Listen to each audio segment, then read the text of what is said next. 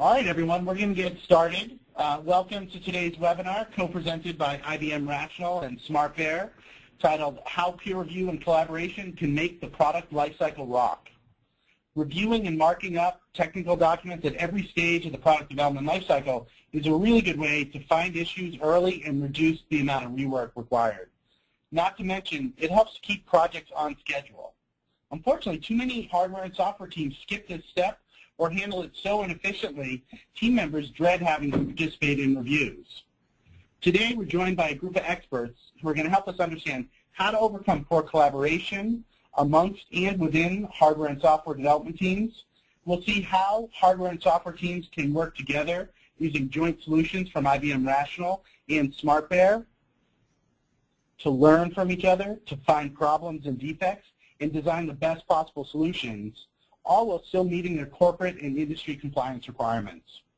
Today's presenters are Greg Gorman. Greg is the Director of Worldwide Systems and Engineering Strategy and Delivery and leads both the strategy and development of the Rational solution set for systems and software engineering.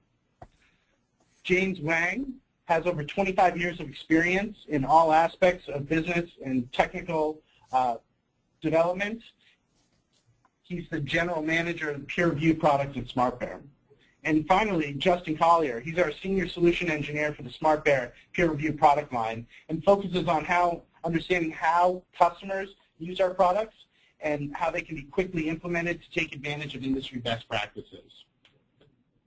Today's webinar is going to be in 3 sections. In the first section, Greg's going to highlight some of the industry challenges that are driving the need for better collaboration solutions amongst hardware and software teams, and also causing some additional complexity in the product design process. In the next section, James is going to cover some of the best practices associated with complex systems reviews and how to get all team members on board when you're starting the reviews in a company.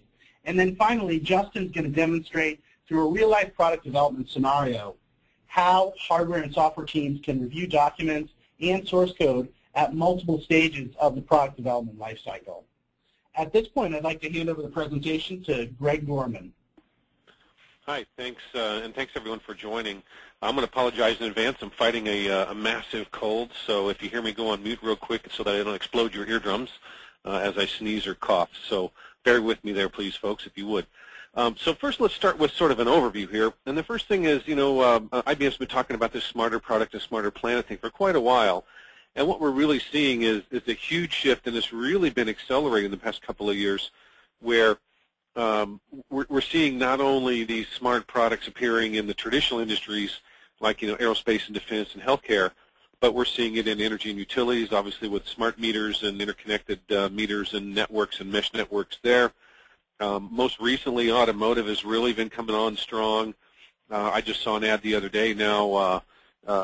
Used to be like one particular manufacturer's pickup truck was a rolling hotspot. Now several cars from another manufacturer have got Wi-Fi hotspots built in, for example, and we're seeing all kinds of interconnected capabilities for these new cars between radars and braking systems and cooperative traffic management and a lot of interesting things there. And then in the telecommunications world, obviously, almost everyone carries a smartphone these days with some really cool applications that we see connected to other applications across multiple devices or into the back office areas where you can go into a marketplace and buy things right off your smartphone. So I think there's some really cool things there. And what really enables all of that, as well as causes the challenge, I think, in many cases, is the software inside these devices. They're relatively complex themselves with electrical and mechanical and electronic components, and then they have a gigantic software challenge as well, because that seems to be where everybody wants the functionality and the customizability of the applications in the device itself. See me the next page, please. What we're seeing also is because of this complexity and this challenge of integrating these devices that are getting more complex mechanically, as well as this complex software in it, is that it brings a lot of challenges in there, and we see it unfortunately ourselves, as well as in some of our customers, that they struggle with getting their products out the door. It's sort of it's always a challenge to get your products out to market quickly. And then as you drive up this complexity and it's becoming exponential, it just gets more and more and more challenging. So one of the things that we see is this collaboration challenge. We've got these different silos of development between electrical designers and hardware designers, and in the aerospace business they've got airframe and weight and balance people. Automotive, they might have safety and drivetrain and engine and all these different groups there. The telematics groups, and getting all of those teams to collaborate effectively is becoming more and more of a challenge. A lot of different ways, because might be using different terminology. Obviously, people are using different tools because they want to use a domain-specific tool for where they are. So we see the challenge to be sure that we can interconnect these teams together that might be separated in terms of not only terminology and tools, but in terms of geography as well as in time zones. And that is a big challenge even my team faces, as my guys are scattered across I think 3 continents, and trying to keep us all collaborating and cooperating is a challenge in its own right. Go ahead to the next page. What we want to see is a way to integrate all of these different domains, and there's several things that we're addressing here at Rational as well to try and pull these together. And the first one obviously is we want to attack the complexity in the software domain, and that's something that we're good at. That's something that Rational's been doing for many years. And we have a good solid set of products in this space. And if you look at it in terms of the technical space, the acquisition of Telelogic a few years ago gave us some really incredible capability in terms of different parts of that lifecycle and domain.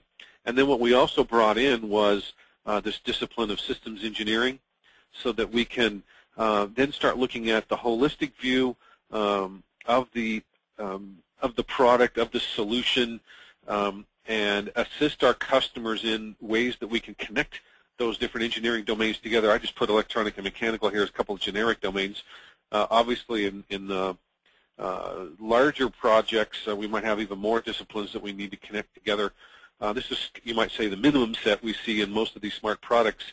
There's the mechanical components and the sensors, and then the electronics to be sure that we can run and communicate and connect these things together. And then there's also this kind of thing at the bottom, this back-end system. It kind of hovers over all of this, because even though we might think that we're building some standalone small device, in reality, if it's not connected to other devices, it has some limited functionality or limited capability. So what we're seeing is more and more of this push to really integrate and connect all of these devices together in some really interesting ways. And even we're seeing some things being connected together through these, either just across the internet or through some other back-end systems that are bringing out some new emergent behavior in these devices that maybe perhaps the original designers didn't even conceive when they built the devices. So it's a pretty exciting thing to do and a place to participate. And what we're trying to do is aid this communication by applying not only the systems engineering discipline, but then also bringing together a set of products and practices to enable that. So next page, please. So what we've done, and I guess you might say the luxury of my team, or I guess it can go both ways. I guess you can say it's the good thing and the bad thing about it is I get to look across all of the products that Rational offers and pull together a solution to fit that particular problem and to help people work that. So we got our best and brightest in the business to pull together our best practices, and these are practices that we've developed over the past 50 years of systems engineering, starting with the early days of the space program. We've cataloged those practices. We've built some services around it. And then we've applied now our best-in-class products to solve some of these areas. So, for example, in the requirements management domain, we offer Rational Doors. It's one of the best products out there for requirements management. It works not only in the software domain, but in the systems engineering domain. We have many customers using it to track requirements in their hardware domains and in other places where it might be useful. We have, in our architecture and design area, we offer Rational Rhapsody, a great product for starting early analysis, systems engineering with SysML modeling language to be able to do some high-level architectures, to be able to do some trait studies on those architectures, as well as then executing some of that early to get an idea if the functionality is distributed appropriately. So I'm pretty excited about that, some good stuff there. In the quality management space, we have a quality manager tool that then interconnects with the designs and with the requirements to allow you to prove out that you actually built what you intended. You know, your customer signed off on requirements. You want to prove that they've been covered in some kind of set of testing. And then across the bottom, we use a tool called Rational Team Concert as an offering there to help with project planning, project management, task management, change control, and collaboration at that sort of a high level, and we can use it across different engineering disciplines. And then to solve the more detailed collaboration areas, especially when we talk about distributed reviews, there tends to be some challenges there. So we've teamed up with SmartBear software. We like what they offer in terms of their review capabilities, their peer review tools, and they integrate nicely with what we offer. Gives you that next level of collaboration, that next level of formality, you might say, in reviews, and it looks like a pretty exciting addition to our core product set to solve some of these really challenging collaboration areas that I talked about in the previous slides. So with that, I'd like to hand it off to James and let him take you on through their practices and then show you a little bit more about how that stuff works in conjunction with the Rational solution. Okay, James, thanks. Great. Thank you, Greg. Again, welcome everyone. So during the product demo portion of today's webinar, you'll see how SmartBear's peer review tool integrates with IBM Rational's tools and kind of fills that key peer review piece that Greg was just talking about of collaboration in the whole product development process. In this particular segment, we're going to talk about industry best practices for peer reviews and how you can apply them successfully. So one of the key benefits of having a standard tool across the enterprise is that you can bring cross-functional groups together, the software and the hardware groups. Today's product development in a very complex environment really requires very close collaboration from many different groups to be successful. And more importantly, you want to establish a culture where all development artifacts are reviewed as early, as frequently as possible, really increase the overall quality and also facilitate the collaboration that Greg spoke to. Next slide. So here are just some of the best practices that we'll talk about more today. Many of them are fairly intuitive. However, when they are done well and consistently, you can really reap tremendous benefits. We'll go into each one in more detail. Next, please. So the first one is you want to find and fix problems as early as possible. It's pretty obvious. It's been shown over and over again that peer review is extremely effective at detecting logic or design flaws and potential impact areas that automated tools cannot. So having that human element is really important. So you want to do the reviews as frequently and as often as you can very early in the process to ensure that you got the requirements just right and that you get the right people involved in the review process.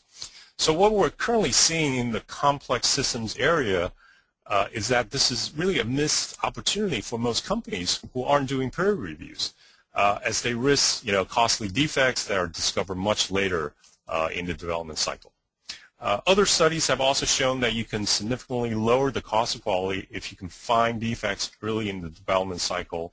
Finding them early can mean a savings of 100 times the cost as compared to finding them by your customers. And lastly, for those of us with limited development resources, I think which is about just about everyone, would you rather that the engineers spend their productive days on new product development that's extremely high quality than spending their time fixing issues being reported in the field? Next slide, please. So you want to establish a culture of quality and making reviews an integral part of that. To foster an environment where finding errors in one another's work is not viewed in a negative light or as a performance issue. Rather, it's simply a way for everyone to get better over time and really put the emphasis on producing a quality product. What you'll find interesting is that just by having peer reviews, it automatically improves the quality by making the author of the work much more careful, knowing that it will be reviewed. Teams that are really passionate about quality, collaboration, and fully embrace the peer review process will get much more out of it than if it's just imposed by management and just going through the motions. So when it's easy, when it's fun and painless, as we will demonstrate later, teams are much more likely to do the reviews, and the organization can then realize the true value of building the quality from the ground up at the very beginning of the product development process. Next slide. Now, one of the best practices is using a checklist, and we list here many industry-specific ones, can help you make sure that the key required items, for example, in your design documents, are not forgotten in the review process. The documents that we list here, industry-specific ones, where if your target customers are in that industry, you may face stringent compliance requirements, and using a checklist to make sure that you cover all the necessary items can be extremely useful to avoid changes or problems found much later in the cycle. Next slide, please. And similar to industry checklists, the author preparation prior to review by both using a personal checklist and also to annotate and explain in the review what the reviewers should look for can really lead to much more careful and meticulous self-review by the author prior to the review and therefore fewer defects. Our studies have shown that errors are drastically reduced when the author of the document or code go through a personal checklist, which is made up of things that they often overlook. Now, this extra preparation prior to submitting the artifacts for review reduces the issue that's discovered during the review by almost 50%. Of course, this list is going to change over time as the often made mistakes are learned and then prevented, hopefully, naturally through repetition. Next, please. And lastly, I think one of the great benefits of having peer reviews is that it truly facilitates greater communications among the team. For example, you can establish mentoring relationships where the work by a junior member is always reviewed by the designated senior member of the team. This arrangement can really accelerate that knowledge transfer. Also, when you have cross-functional distributed teams where the all-important hallway conversations are missed by members of the team, having a tool where conversations on the review materials are tracked and documented can really bridge that communications gap. Therefore, companies will, over time, really benefit from the increase in collaboration and will ultimately enhance the overall product quality. Next slide, please.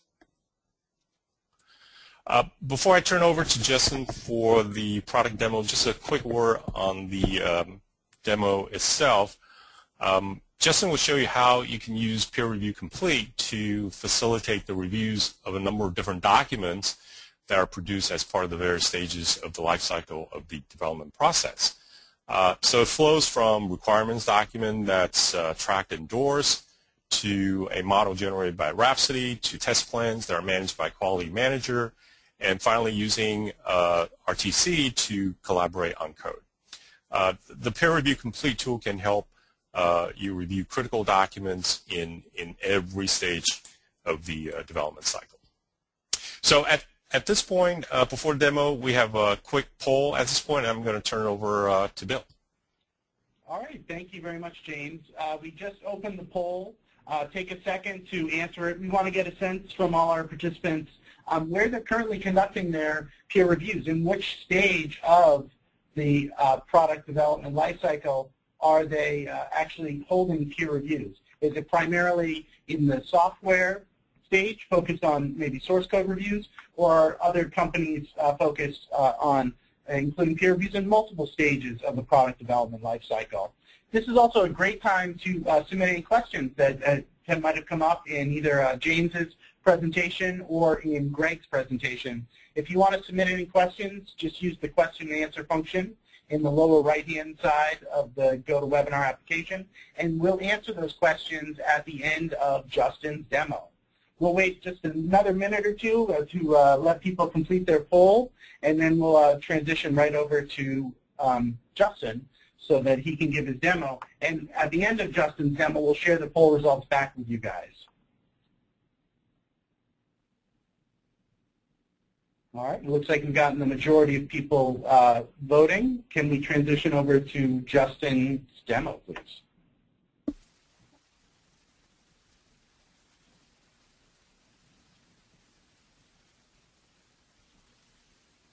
Just 1 second. All right, Justin, you have the con. All right, great. Thank you. So hopefully everybody can see my screen here. Basically, what I'm going to do today is walk you through the process of using Peer Review Complete to review several types of artifacts. And part of that process is to actually start the review. So the first thing you need to do is create a new review. Here we have some basic information. We can enter in some title and overview information. We have our participants section. We can see we have an author, who's Bob Evans. We also have a reviewer, that's myself. Now you can have as many reviewers here as you need. And then there's also one other role that you can utilize, which is an observer role. And it's a great way to involve junior members of your team and also keeping other folks in the loop. And it doesn't actually allow them to impact the workflow of the review. It does allow them to participate and stay up to speed. As we move on down through here, we also get into the materials section. Now, to save time, I've preloaded several different types. And as you can see, we have requirements docs from Doors, we have a model from Rhapsody, a test plan from Quality Manager, and source code from Team Concert. Now, these artifacts are all part of an automated meter reader system project that is designed to gather and report on water consumption data. So we're going to take a look at those docs as we go through this review process. So the next step is to apply and begin the review. Now this actually sends or tells Justin, hey, you need to participate in a review. So Justin is notified as the reviewer that he needs to perform a review. So I'm going to slide in another browser window here. And we're now looking at Justin Collier's browser. He is, of course, our reviewer. Now Justin's going to be notified or could be notified in several different ways. One is via email. Another, he can attach to an RSS feed. And also, if he's in the browser here, it will update and show him that he needs to participate in a review, and we can see that here. So let's go ahead and do that now. So Justin is going to see the same information that Bob saw, and Bob has defined all of our general information here. He can see other participants and also all of our review material information. So let's start by taking a look at the model. So we click on the model, and what we can see here is all of our model information. We've got our simulation panel over here, and one of the things that I notice when I start to look at this is we're missing some leak detection information.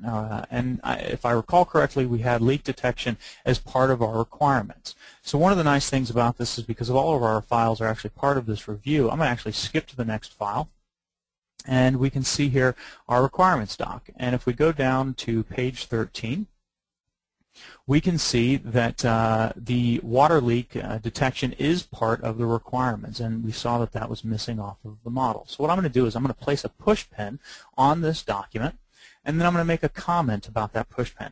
Just say, leak detection information. And this will just kind of flag that inside the requirements document on page 13 is where we have that leak detection information. And so that way when I do pass this back over to the author to go address the model, he'll be able to reference this doc as well just to verify the part that he missed, and he could read it in greater detail. So we're actually going to submit this comment here, and we're going to go back to our previous file, which is our model. And we're actually going to create an issue here. So instead of a comment, which we did just a moment ago, we're going to track this item as an issue. And we're basically flagging this as something that has to be addressed by our author, Bob, before we actually sign off and complete the review. So we're going to do that here. Missing leak So we'll just put missing leak detection. We notice here we have a couple of drop-down menus. Now these are custom fields that you can modify to meet your needs. And we've got severity and type. I'm just going to choose one at random here and submit this as a new issue. So now we've tracked or placed a comment on our requirements document. We've tracked an issue that needs to be addressed by our author as part of the model.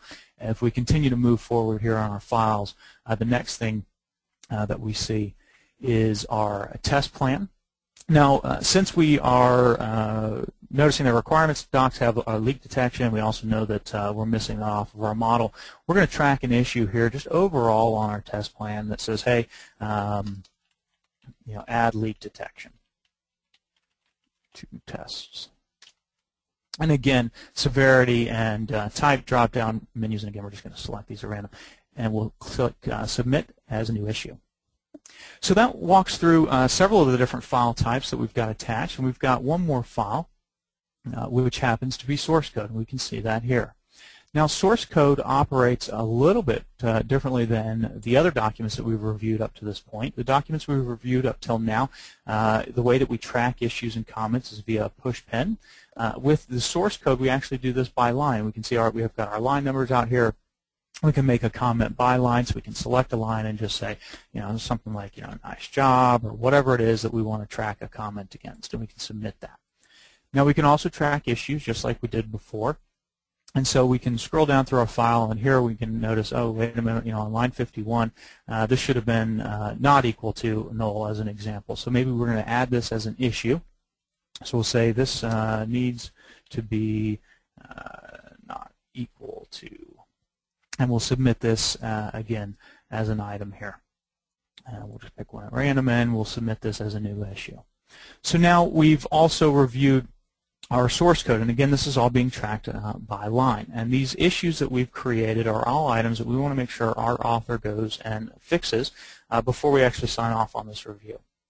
So as a reviewer, my next thing that I need to do is click Done, and then scroll down to the bottom and say Finished. And this is basically now at this point telling peer review complete that it needs to submit the review back to the author, so that way the author can address the issues. So let's do that now. And click Finish, and we'll slide this out of the way, and we'll go back to the author screen. So now we're seeing the author screen, and all of this information over on the author screen is updating and refreshing automatically. We can see all of those issues that we've filed. We can see the review material section have those issues listed out as well. And we'll also notice these little yellow icons here, and these are notifying us that we have unread comments about each one of these files. So let's go through all of these files. So we'll open up our model, and we can see that, okay, wait a minute, I've got a push pin here, and it's been flagged as an issue, and we're missing leak detection. Now, one of the things that you can do within these files is you can actually click here, and it would automatically jump you over to that item, and we'll demonstrate that as we go through. So I'm going to go ahead and mark this fixed, or red rather, I'm sorry, and we'll go to our next file, which is page 13, so we'll click on that. It'll automatically jump us to page 13, where we see our water leak information. So we'll say, okay, yeah, we've got to make sure we add leak detection, and here it is in the requirements document, so we'll mark that as being read. Skip to our test plan, and here what I might do is, let's pretend that this test plan has already been updated with the appropriate leak information, and so what we'll do is we'll just respond to Justin's previous statement of the fact that we need to add a detection test, and we'll just say that this has already been done. This has been done, and so we're basically just commenting against his issue and saying this is not technically an issue, it's already been attached here. So we'll just submit that as a comment. Now again, Justin's going to be notified that he needs to go ahead or that that item has been added here. So, but we'll show that here in just a few minutes. And then the last file that we want to take a look at is that source code, and we can see on line 20 he just made a nice comment about what we had done as an example, and then down at line 51 we actually see an issue that we need to go in and address. So we'll mark both of these items as fixed, or I'm sorry, as read, and then the next step as the author is I need to go address those files and actually make changes. Now I'm actually going to add the updated and changed files here in the background, so I'm just going to do that very quickly and attach those files. Now, Those files have been attached to this review, and it's refreshed here automatically for us. And we now see that these review materials, we've added a new model as well as updated code here, and we can see that those items have been reworked. So if we scroll down, now that we've addressed those issues, what we want to do is say, hey, the issues have been fixed, let's proceed to verification. And so we'll click that. Now this notifies the reviewer again that he needs to return to the review and check on the items that have been updated by our author, Bob. So I'm going to slide the browser back in here. And we have Justin's screen again. He's our reviewer. And we'll click View and drill down into these files. So just like on Bob's screen, I can see that these have been reworked one time. So we'll go ahead and take a look. And oh, I can also see that I've got an unread comment that I haven't read. So we'll take a look at that here momentarily as well. So we'll click on our block model here. Now one of the neat things about this is we actually have overlaid these two different files, one on top of the other. And in our first file, we didn't have any leak detection, but a second file has been added. And I can use the scroll feature down here at the bottom, and it basically phases in our other diagram. And so we can see that that leak detection information starts to become available throughout our model. And so it makes it very easy to detect what has actually changed here. And since the leak detection information has been added to our model, we're going to come in here and we're going to actually mark this issue as being fixed. The author has addressed it like we had asked. So we'll mark that item as being fixed. And now we'll proceed to our next file, which was our requirements doc, and there weren't any issues with that, just a comment. So we're going to proceed on to our test plan. And here we can see that Bob has responded and said, hey, this has already been done.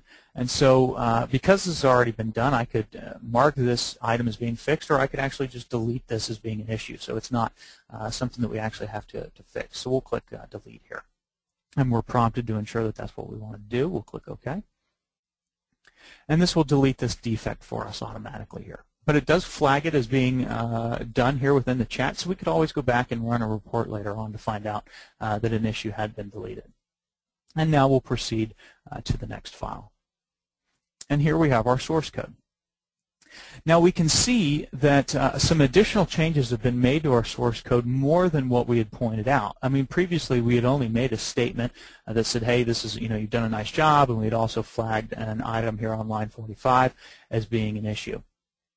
But we can see that more has been done. We can see here in red, these items or lines have been removed. And if we scroll down a little bit further, we can see that some code has actually been added here in green. So it will automatically flag all of that information for us. Another thing that we can see is what was at line 51 at one point is now on line 45. And you can also see that our comment and issue information has automatically been moved with that as well. So it makes it very easy to see what had occurred prior to the changes and now where we're at within this new document. We can also see here that the item has been fixed just as we had requested the author to do. Now, one of the other things that I want to showcase here, and I'm going to have a couple of screens up side by side. I'm actually going to drill back into our review, and I'm going to open up our source code here as the author. So the author is seeing the source code here, and I'm going to open up the reviewer screen. And so we've got the author on the left and the reviewer on the right.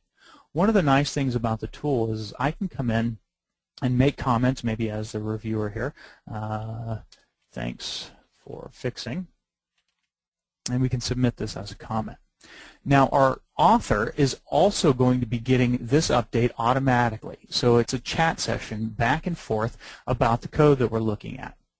And so we can go back and forth and make comments and communicate with one another basically real time here as we're looking at documents, whether we're looking at this code or we're looking at our requirements docs. We can go back and forth and communicate.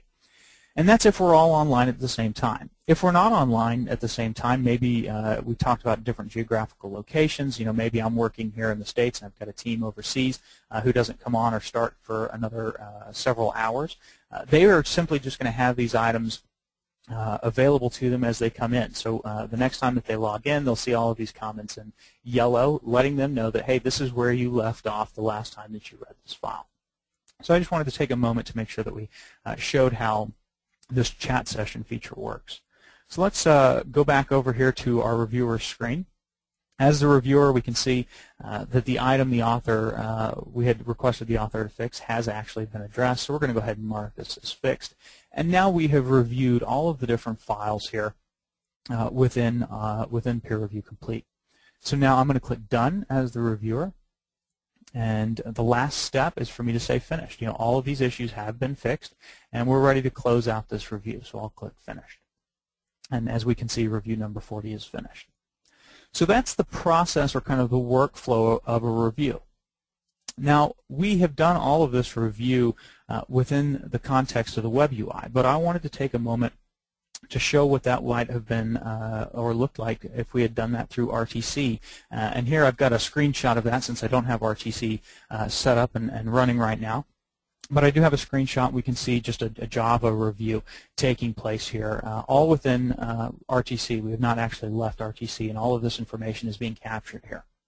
So I wanted to take a moment to show that.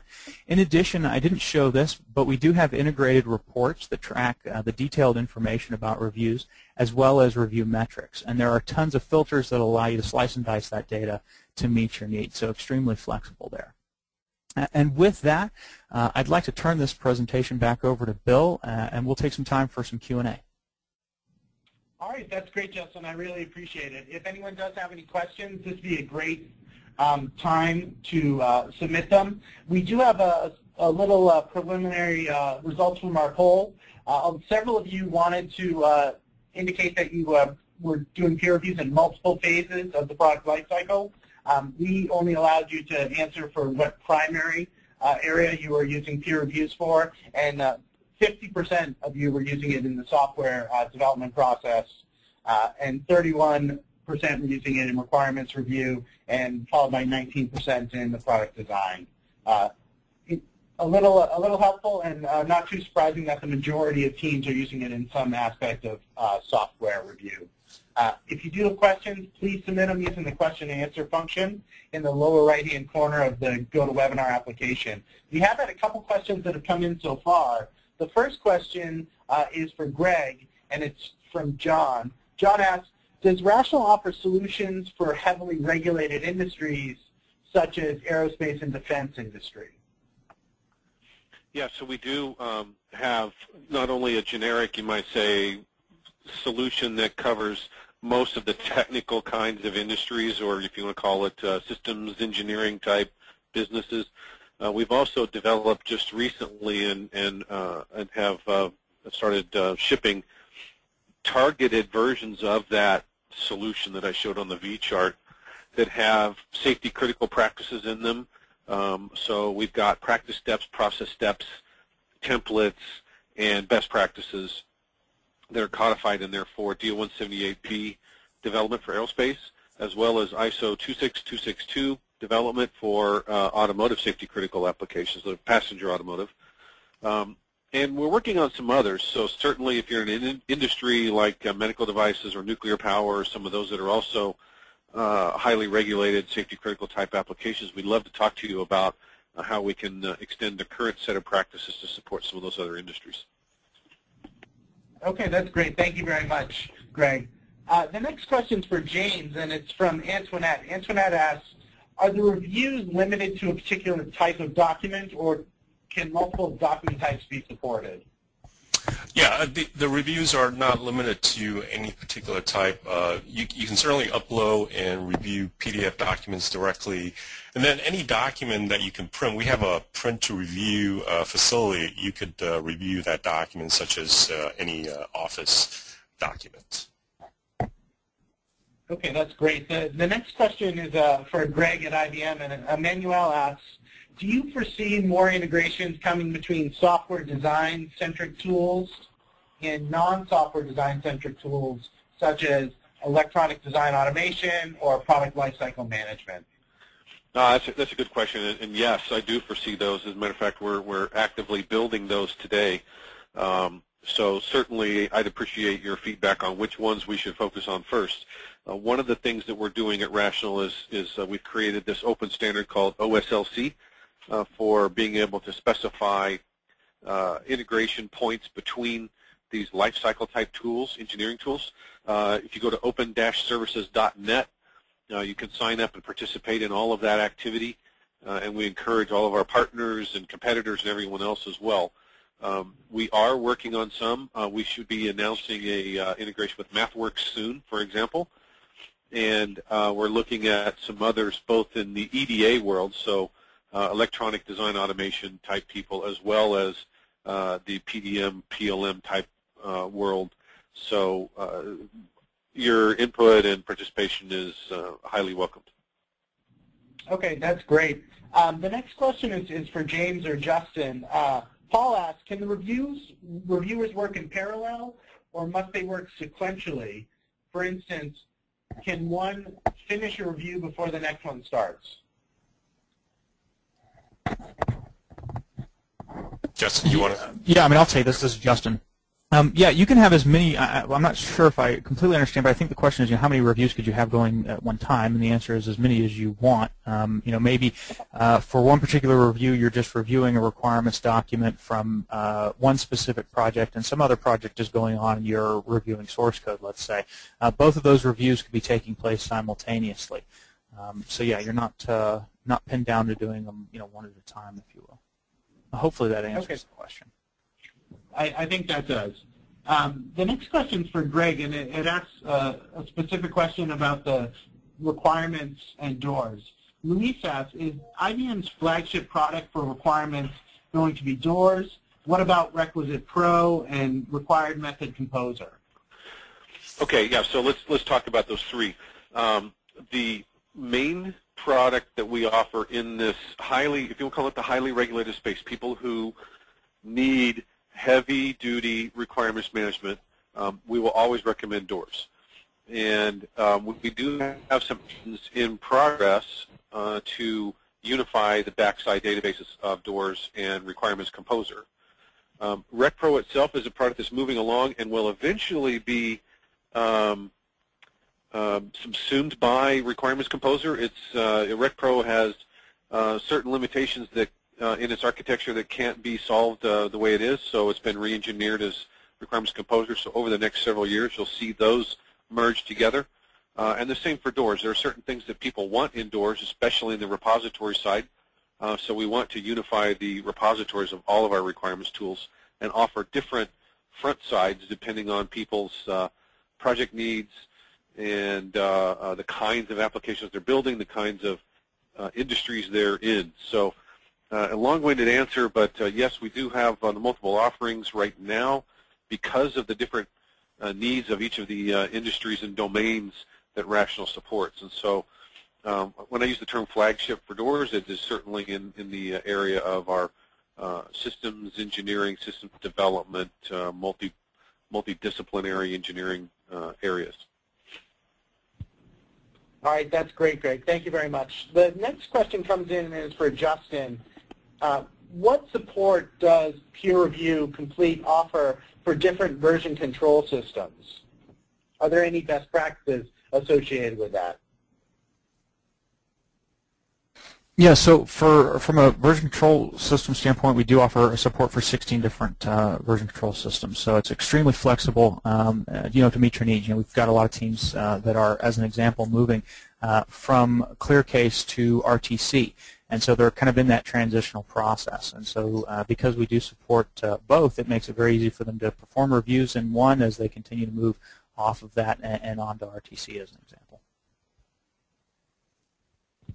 That's great. The second to last question comes in from Luis, and he asks, is it recommended to review design models using Peer Review Complete?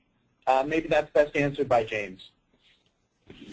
Yeah, absolutely. I think in every stage of the development artifacts that you produce, you want to make sure that you got that right.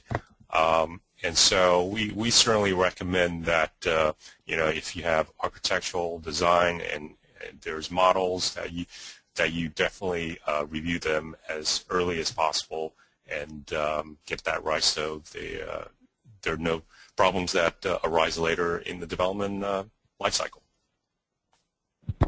Okay, that's great. Yeah, certainly no. And this is Greg. I thought maybe I'd chip in too there. You want to definitely review early, review often. I've seen it in my experience over the past 30 years of development that the earlier you can get these reviews down, and using a distributed review tool like this is, I think, very helpful, very useful. All right, that's great, Greg. Thank you very much. The last question we have submitted is probably best handled by James, and asks, does Peer Review Complete support hardware descriptor languages? Yes. In our latest release, we support the VHDL as well as Verilog hardware description languages. They're essentially text file, but we have syntax highlighting, which makes it very easy to read, and that's the capability that we have today in the product.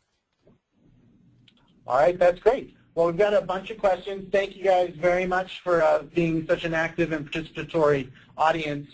If you're looking for ways to follow up and get additional information, we've got a couple up on the screen here. We're also going to be sending you over a link to a bunch of these resources using the chat window. Please feel free to click on those links directly or just cut and paste the entire copy and save it for later. There's a couple things we wanted to highlight here.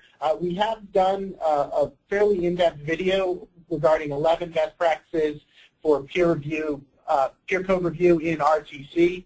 If you want to see some of the review best practices beyond the 5 we've shown you, this is a great way to see it in person. And also want to make sure that all of you are aware that the IBM team has developed a systems engineering book for dummies, and if you go to the site and sign up for it, they'll happily send you a copy of it. There's a bunch of information available on both sites, as well as free trials available for both products. So if you're looking for additional information or just want to get started right away, definitely visit the IBM.com DeveloperWorks Rational site or visit SmartBear.com. At this point, I'd like to thank all of our presenters, Greg, James, and Justin. Thank you very much, and say have a great day.